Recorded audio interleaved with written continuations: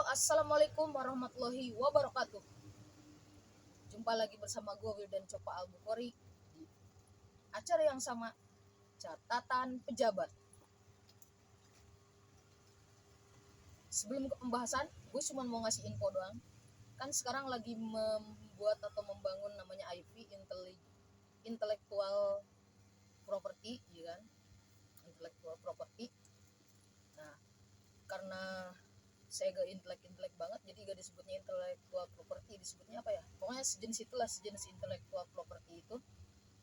Nah, di antara intellectual property ini akan diterbitkan 4 buku kan sebenarnya. Nah, yang pertama Kuda Nonggeng Membelah Jakarta, yang ini udah lama banget ditulisnya, ikan dari 2017, baru mau diterbitin sekarang setelah lebaran ini, kira-kira sekitar April atau Mei atau Juni lah, ya kan, paling tepatnya Juni. Terus ada buku religi yang dikutip dari beberapa konten catatan pejabat juga, judulnya Tuhan Dekat Urat Nadi, yaitu tentang kedekatan hamba dengan Tuhannya, tentang tauhid rezeki. Nah, intellectual property yang selanjutnya ini adalah bahwa di catatan pejabat itu akan dibuat sebuah semesta cerita, ada ceritanya bla bla bla, yang memiliki 3 unsur sih sebenarnya: sejarah, dan kemistisan. Mungkin udah dengar lama, judulnya Sang Penerus, karena mungkin yang pernah baca 3 bab pertama yang kemarin dilombain di Bali Ubud Greater Festival pernah tahu. 3 bab pertama Sang Penerus itu menceritakan tentang apa, ya kan. Ada soundtracknya sebenarnya Sabda Moyang, tapi kagak kelar-kelar. Nah, terus nanti setelah buku yang pertama di antara deretan keempat ini, sebenarnya 5 sama Mawar Merah di Atas Pusara, sebenarnya 5. Nah, ini dimulai dari Kuda Nonggeng Membelah Jakarta. Nanti akan dibuat juga bahwa properti yang dipakai buat catatan pejabat ini kan desainnya kayak gini nih. Nah, ntar akan dibikin desain khusus untuk yang ada unsur dengan Sang Penerus sama Dahyang Sangkara, 2 buku yang bernuansa sejarah sama mistis tadi, ya kan. Nah, akan dijual ke khalayak umum. Jadi buku seperti ini nih, tapi dengan desain khusus, buku tulis, bisa catatan, bisa dipakai buat berutang, nulis utang, ya kan, nulis puisi, lirik lagu dan lain sebagainya. Itu akan dijual ke khalayak umum berbarengan dengan buku Kuda Nonggeng Membelah Jakarta. Tungguin aja, karena sekarang ada bendera penerbitan sendiri, namanya catatan pejabat. Jadi sebuah penerbitan kecil yang akan mempublis karya-karya gue sendiri. Tungguin aja. Sekarang kita ke pembahasan. Ini salah satu yang akan dibahas di buku Tuhan Dekat Urat Nadi, karena sebenarnya ini adalah mengumpulkan suara kolbu. Mungkin pernah dengar suara kolbu itu apa? Kita akan membahas suara kolbu. Itu adalah bentuk komunikasi antara Tuhan dan hambanya. Perlu kalian ketahui bahwa sesungguhnya ternyata ciptaan Tuhan sekecil apapun, apapun, ada maksud dan tertentu, ada hal-hal tersembunyi dari apa yang Tuhan ciptakan itu, mau itu dari lingkungan, alam semesta, anggota tubuh manusia, ya kan.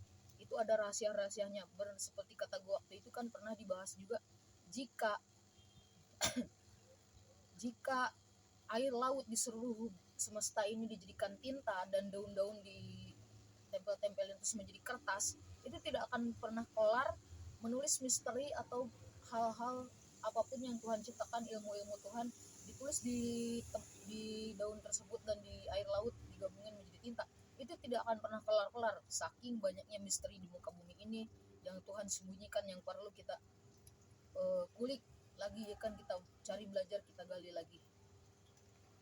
Salah satunya adalah suara kolbu. Ini adalah bentuk komunikasi antara Tuhan dan hambanya. Itu ternyata ada salah satu anggota tubuh manusia yang Tuhan gunakan sebagai alat komunikasi antara Tuhan dan hambanya.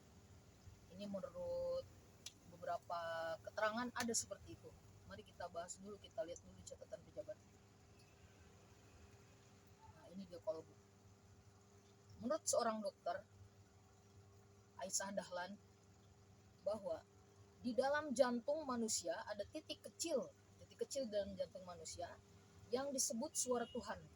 Nah, tadi suara Tuhan tadi disebut suara Tuhan karena bentuk komunikasi Tuhan dengan hambanya itu terletak di sana, ya kan? Di jantung manusia, di bagian jantung manusia ada namanya, di jantung poyer bagian kanan, di jantung manusia poyer bagian kanan ada sebuah titik kecil yang sangat istimewa. Titik ini adalah pusat di mana manusia mendapat arahan dan petunjuk. Biasanya juga disebut kolbu, ya kan, surah kolbu tadi. Bahkan Imam Al-Ghazali pada tahun 1110 sudah menjelaskan bahwa titik ini adalah tempat manusia menerima suara dari Allah. Inilah jalur Allah menyampaikan petunjuk lewat perasaan, ya kan?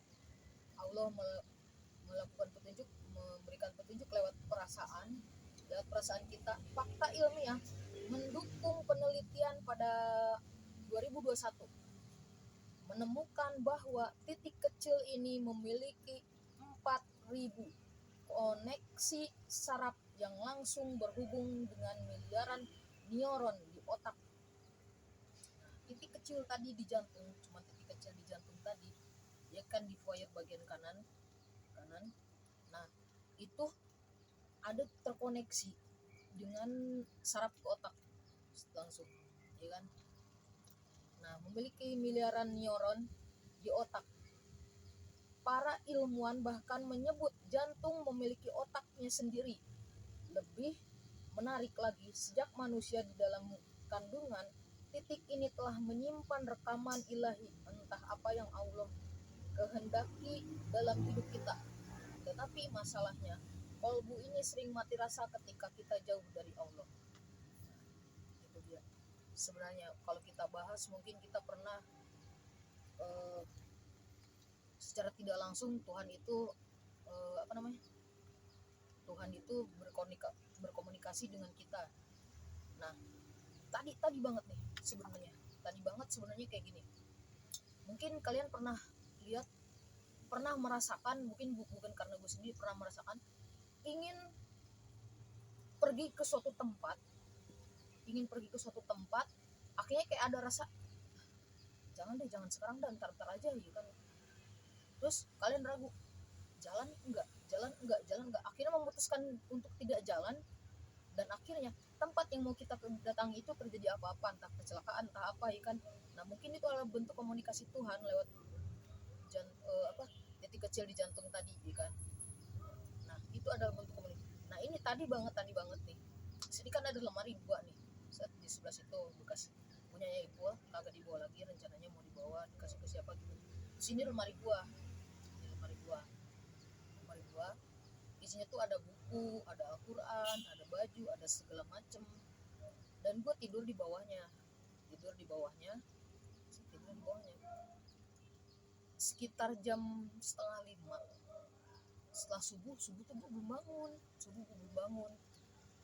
nyenyak banget tidur. Setelah jam 5 gue menoleh, jadi pindah posisi tidur gue, pindah posisi tidur gue ke sebelah sini, agak sebelah sini Hani kan. Tiba-tiba ini lemari jatuh gebrak ke tempat bekas gue tadi tidur. Nah, mungkin itu adalah bentuk dari Tuhan bisik ke gue lewat titik kecil di jantung tadi. Dan udah lu udah masuk telat pagi, udah cepet pindah, jangan tidur di situ kalau mau lanjutin tidur gitu kali ya, dibisik. Akhirnya gue sendiri kan tidur akhirnya jatuh tuh lemari berantakan. Kalau bisa dilihatin fotonya, dilihatin dah. Nah, setelah itu gue lanjut dah, bangun lagi, gak tidur sampai sekarang.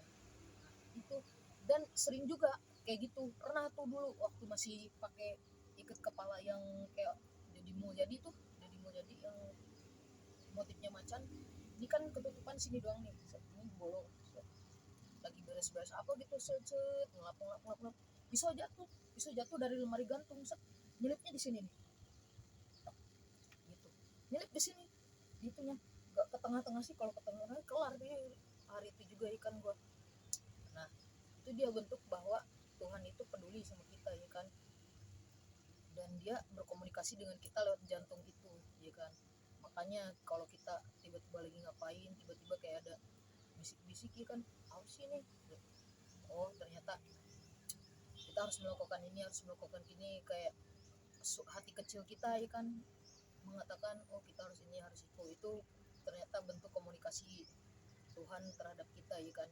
Dan itu tadi dari seorang dokter, dari Imam Al-Ghazali, dari beberapa penelitian juga mengatakan seperti itu, bahwa Tuhan berkomunikasi lewat manusia atau berbisik kepada manusia lewat titik kecil yang ada di jantung ya kan. Nah kita bilang apapun yang ada di muka bumi ini, entah ternyata katanya di jantung itu ada tulisan nama Nabi Muhammad, entah di paru setiap hal kecil, hal yang kita mungkin sepele, ternyata Tuhan menciptakan itu ada maksud tertentunya ya kan. Seperti hal kecil, entah kutu, entah amuba, entah apa, ternyata ada manfaatnya di muka bumi ini, ada maksudnya ya kan. Kalau kita cari tahu ternyata kenapa babi haram tapi kenapa diciptakan, dan ini alasannya gini-gini, pokoknya tidak ada yang tidak ada alasannya apapun yang Tuhan ciptakan di muka bumi ini ya kan. Nah karena sebentar lagi ini tanggal 10 akan ada menyimak kata, jadi hari ini gue harus pergi ke percetakan. Gue cukupkan sekian pertemuan kita. Jangan lupa nantikan buku-buku gue, ada Kuda Nongeng Belah Jakarta, Tuhan Dekat Urat Nadi, ada Sang Penerus, ada Dahyang Sangkara ikan. Dahyang Sangkara sama Sang Penerus itu adalah bentuk dari beberapa catatan-catatan yang ada di catatan pejabat.